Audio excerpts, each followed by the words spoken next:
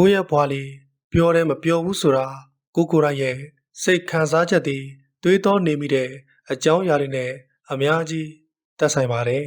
။သင်ဘလောက်ပဲခံစားနေရပါစေမပြောဖြစ်ပဲတိမ့်ထားလိုက်တဲ့စကားလုံးတွေအများကြီးရှိခဲ့ဘူးတယ်။မဖွင့်ထုတ်လိုက်ရတဲ့မျိုးသိမ်းလိုက်ရတဲ့ကိစ္စတွေလည်းအများကြီးရှိခဲ့ဘူးတယ်။မတိမတာနဲ့စိတ်ဖြစ်ရင်သိသိလိုက်ရတဲ့ခံစားချက်တွေလည်းအများကြီးပါပဲ။ဒီလိုမျိုးစူးစမ်းနေလိုက်တော့ရင့်ကျက်သွားပြီတဲ့တကယ်တော့ရင့်ကျက်တာမြင့်ကျက်တာတဲ့အေးစစ်စစ်လေးနေထိုင်ခြင်းလို့စင်ကျင်နေလိုက်တာဖြစ်ပါတယ်ပြောလိုက်ခြင်းပဲလေပြောလိုက်မိမယ်ဆိုရင်နောက်ဆက်တွဲကိုကြိုးမြင်လိုက်ရတဲ့အခါဖွင့်ချလိုက်လို့ရပြီမဲ့လေငါလုံးလိုက်လို့ तू ဘာဖြစ်သွားနိုင်မလဲဆိုတာကိုချင်းစာစိတ်ငွေလိုက်တဲ့အခါခံစားရပြီမဲ့လေဖြည့်ရှင်းလိုက်မယ်ဆိုရင်အဖုထစ်လေးတွေခံသွားတော့မယ်ဆိုတာကြိုးသိနေတဲ့အခါတော်များများကိုမျိုးတက်ပြီးတိမ်စီတော်နိုင်တယ်ဘလောက်တော့အသိစီတော်သွားတယ်ဆိုတော့တချို့ကိစ္စတွေကိုအစနာတော့ဖော်လို့မရတော့ဘူးတချို့ကိစ္စတွေကတော့အစာပိုင်းမှာစိတ်ဆင်းရဲတာကြီးဖြစ်နေပေမဲ့နောက်ပိုင်းမှာရည်စားတွေဖြစ်ကုန်ပါတယ်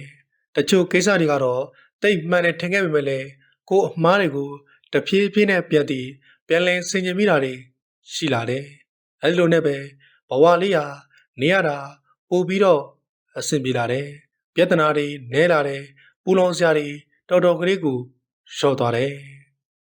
အကောင်းမြင်တတ်လာတော့စိတ်တွေကအေးချမ်းလာတယ်စိတ်ကိုအမြဲထိန်ပြီးနေထိုင်ပြောဆိုရေးသားဖို့အလေးပေးတယ်လာတယ်ဒီတော့လေဘဝဟာကျေနပ်စရာကောင်းလာတာမို့ကျေနပ်မိတယ်နေတတ်ကျေနပ်စေဖို့သူတော်ကိုအပြည့်တင်ရတယ်ဆိုတာအယံကိုလွယ်ကူပါတယ်ဒါပေမဲ့ကိုယ်တိုင်ပြည့်မရှိအောင်နေဖို့ကတော့တိတ်ကိုခက်ခဲပါတယ်ကိုကသူများကိုနည်းနည်းပြောချင်ကိုကများများသိနေပြီးကိုယ်တိုင်ကလည်းနေတတ်ထိုင်တတ်အောင်မှာမဟုတ်ရင်သူ့အပြစ်ကကိုယ့်အပြစ်ပြန်ဖြစ်သွားတယ်ယုံကြည်မှုလူတယောက်ကိုယုံကြည်မှုပေးတဲ့နေရာမှာစင်ကြင်ဉာဏ်ကဲမဲ့လွန်းသွားရင်တော့တစ်ချိန်ခံစားရတဲ့အခါမှာအတိုင်းအဆမရှိပါပဲမယုံကြည်လွန်းတာကလည်းမကောင်းသလိုယုံကြည်လို့အားကြီးသွားတဲ့ခါမှလည်းမကောင်းမြန်ဘူးစိတ်ရွယ်ခွန်းကိုယ့်ရဲ့စိတ်တွေကိုရေကြီးတစ်ခွက်လိုပဲရှင်းရှင်းလင်းလင်းဖြစ်စေတာအကောင်းဆုံးပါပဲကိုယ့်ရေခွက်လေးကိုညစ်ပတ်စေဖို့နောက်ကျစေဖို့ရွယ်ပြီးအမိုက်လာပြတဲ့သူကပြင်ပါပဲ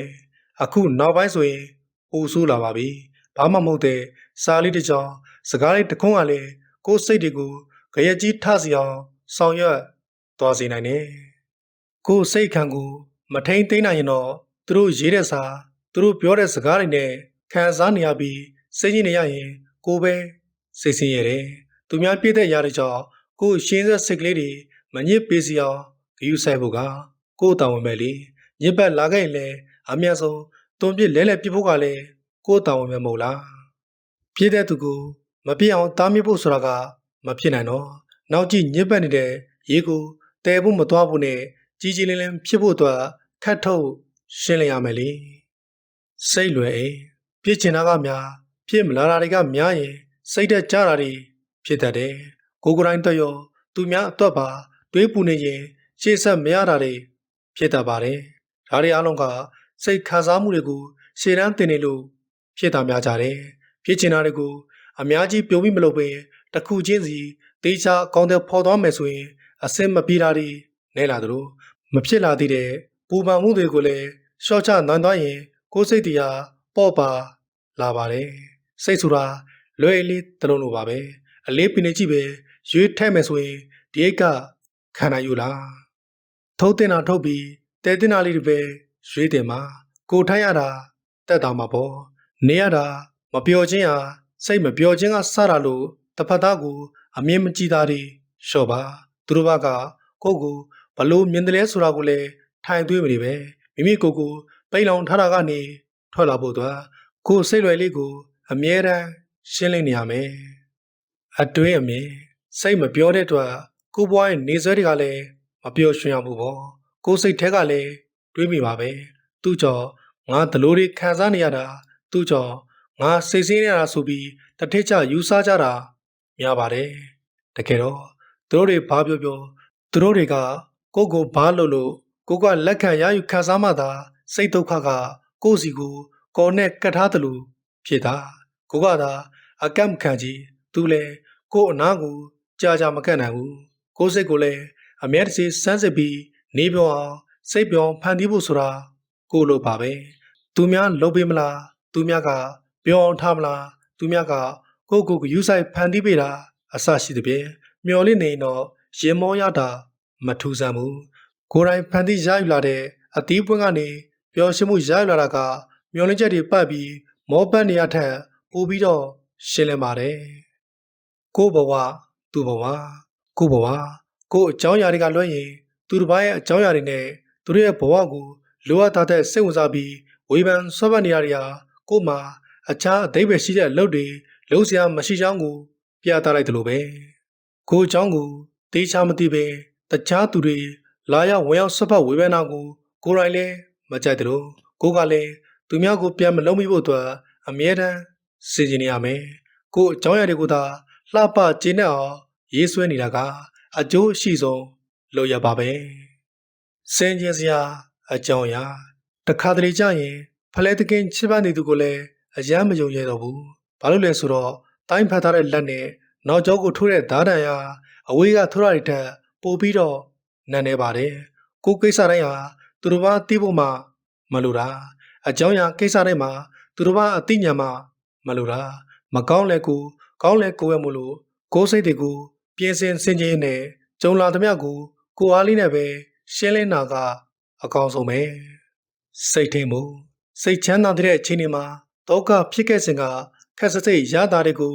မေ့သွားတတ်ကြတယ်တောကရောက်နေချိန်မှာလဲတာယာတော့ကရှိခဲ့တဲ့စိတ်ရည်တွေပျောက်နေတတ်ပြန်တယ်တကယ်တော့အားငယ်နေချိန်အစင်မပြေချိန်မှာကိုစိတ်ရလေးနဲ့ကိုပြန်လဲထောင်းမရက်တီကိုလိုအပ်တယ်လို့ဆရာထားတဲ့နေချိန်မှာလဲလွတ်ပြောနေပြီးလွတ်ထသွားလို့မရပြန်ဘူးကိုစိတ်ကိုထိနိုင်မှာကိုကိစ္စကိုတေးချလေးရှင်းလင်းနိုင်မယ်စိတ်ရရဲ့တကူကကိုရဲ့အထင်းကိုကောင်းမှုနဲ့မှပါဝါရှိလာတာမျိုးဖြစ်ပါတယ်သူတို့ကြောင့်သာကိုရဲ့စိတ်ကစားမှုတွေခံနိုင်ရှိလောင်ကိုရဲ့ရည်သွေးတွေတက်လောင်ကိုရဲ့ခံနိုင်စွမ်းတွေမြင့်လောင်ကိုရဲ့စိတ်ဓာတ်တွေကြန့်ခိုင်လောင်တကူတကသွေးပြီးကြိုးပမ်းနေသူတွေရှိကြပါတယ်သူတို့ဟာကိုချစ်ခင်သူတွေတဲကဆိုတော့အကောင်းစကားလေးတွေနဲ့ကိုတိုးသက်စေတာပေါ့သူတို့ဟာကိုမချစ်မနှဲတဲ့သူတွေကဆိုရင်တော့ထိုးနှံမှုတွေနဲ့ကိုခံနိုင်ရှိအောင်လုပ်ပေးခဲ့ကြတာပေါ့ဒါလိုပဲလေတွင်းနေတော့ကတော့ပဲ့ချနာကျင်သွားတယ်ထင်ရပေမဲ့လေသူထမ်းမြက်လာချိန်မှာတော့အတော်ကလေးကိုအသုံးဝင်သွားတယ်အာနာစိတ်ပြေဒနာညင်းတဲ့အခါမှာအာနာစိတ်ကိုဖျောက်ပြီးညင်းရမှာပဲရှင်းရမယ့်ကြောင်းရည်တွေကိုလည်းစိတ်ညစ်နေလေဖြည့်ရှင်းရမှာပဲ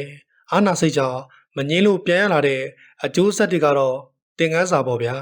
အချင်းချင်းဆိုပြီးအာနာရာနဲ့ညင်းရမှာကိုတေးချာမငင်းခဲ့ရင်နောက်ဆက်တွဲမျက်နာပြက်တာကပိုပြီးမကောင်းဘူးဖြည့်ရှင်းနည်းအနုပညာဟိုးရှင်တို့ကတော့ကိစ္စသေးသေးကြီးကြီးသူများကိုအရင်အားကိုးတိုင်မိပြီးမှတိုင်မနဲ့သူတိုင်းကလည်းတကယ်လေကိုအကြံနေပြီးကိုကြီးနိုင်တာမဟုတ်တော့အချင်းနဲ့ကုန်တို့ကိုလည်းရည်ချင်းကတတ်မလာတော့ဘူးဒီလိုမျိုးကိုရဲ့အကြောင်းအရာတွေကိုသူများတွေစီထုတ်ပြမိတော့လေကိုအကြောင်းလူသိသွားပြီးသူတို့ပြောကြစကားတွေထိုးနှက်စရာစကားတွေလက်နက်တစ်ခုအနေနဲ့ရှားသွားတာကလည်းရင်ကို့အတွက်အကျိုးမရှိတော့လို့အတက်နိုင်ဆိုဒီလိုမလုံးမအောင်စင်ကြင်လိုက်ရတယ်ကိုကိစ္စကိုအုံနောက်နဲ့စဉ်းစားဆင်ခြင်ပြီးကိုလက်နက်ကိုဖြည့်ရှင်းတတ်အောင်ကြိုးစားလိုက်ရတယ်အစပိုင်းမှာတော့ခက်ခဲပေမဲ့လည်းဖြည့်ရှင်းသွားနိုင်တော့တဖြည်းဖြည်းနဲ့ဖြည့်ရှင်းတဲ့နီးလန်းတွေကပိုမှန်ကန်လာပြီးအဆင်ပြေလာတယ်သူများဟားစရာဖြတ်တာထက်ကိုအားရစရာဖြစ်အောင်ကြိုးစားရမှာကကို့အလိုပဲလေနှုတ်ထွက်စကားတန်ဖိုးတာမလုံနိုင်တဲ့ကိစ္စတွေအပေါ်မှာကြိုးသွင်းကြိပေးပြီးရင်မလုံနိုင်ကြတာတွေရှိပါတယ်တချို့ကြတော့အကောင့်ထဲဖုံးရင်းနဲ့ရှုံးနေသွားလို့မှကြိပြတ်တာကတီးခံလို့ရမယ်လေပေးထားတဲ့ကြိကိုအကောင့်ထဲဖုံးဖို့မေ့နေတာကြတော့ကိုညွညင်စရာနာကျင်စရာတွေဖြစ်သွားတာပေါ့ကြိဆိုတဲ့အရာကမပြောထားရင်ကောင်းပါတယ်ပြောထွက်ထားမိမယ်ဆိုရင်လေတီမကောင်းပါတယ်ကိုလုံးနိုင်မှလည်းဂရီဆိုတာပေးဖို့တင်တယ်စိတ်အင်အားဆရာငယ်တဲ့အချင်းဆိုတာလူတိုင်းလိုလိုမှရှိကြမှာပဲဆရာငယ်တဲ့အချင်းမှာတော့ကိုကြုံတွေ့နေရတာကအကြီးကြီးပေါ့ ဒါကိုမကြော်လွှမ်းနိုင်တော့ပါဘူးကိုကြမှာဒီလိုဖြန့်လေချင်းဆိုပြီးစိတ်ဓာတ်ပိုးကြသွားကြပါတယ်တကယ်တော့လေအတင်းအားယူပြီးငါဖြည့်ရှင်းမှဖြစ်မယ်ဖြည့်ရှင်းပြီးတော့မှဆိုတဲ့နောက်ဆုံးလက်ကျန်စိတ်အားလေးနဲ့ဖြည့်ရှင်းလိုက်တဲ့ခါမှာအသားတကြီးပဲအစင်မေပြေးလဲသွားတော့ကိုတွေ့ရပါလိမ့်မယ်စိတ်အားဆိုတဲ့ຢာကလူရန်ထက်တော့ပို့ပြီးတော့အင်အားကြီးတယ်လို့ဒီစိတ်ကြောင့်ပဲအောင်မြင်မှုတွေရလိုက်ကြတယ်လို့ဒီစိတ်ကြောင့်ပဲကြာရှုံးမှုတွေဖြစ်လာတာမျိုးကိုယ်စိတ်လေးတွေတန်ရှင်းအားရှိဖို့အတွက်ခေါင်းနာတွေတွေ့ရင်တီးဆောက်ကြမှာကကိုယ်လုပ်သေးပါပဲငြိမ်းချမ်းနေငြိမ်းချမ်းမှုကတော့လူတိုင်းလူလာကြတာပဲ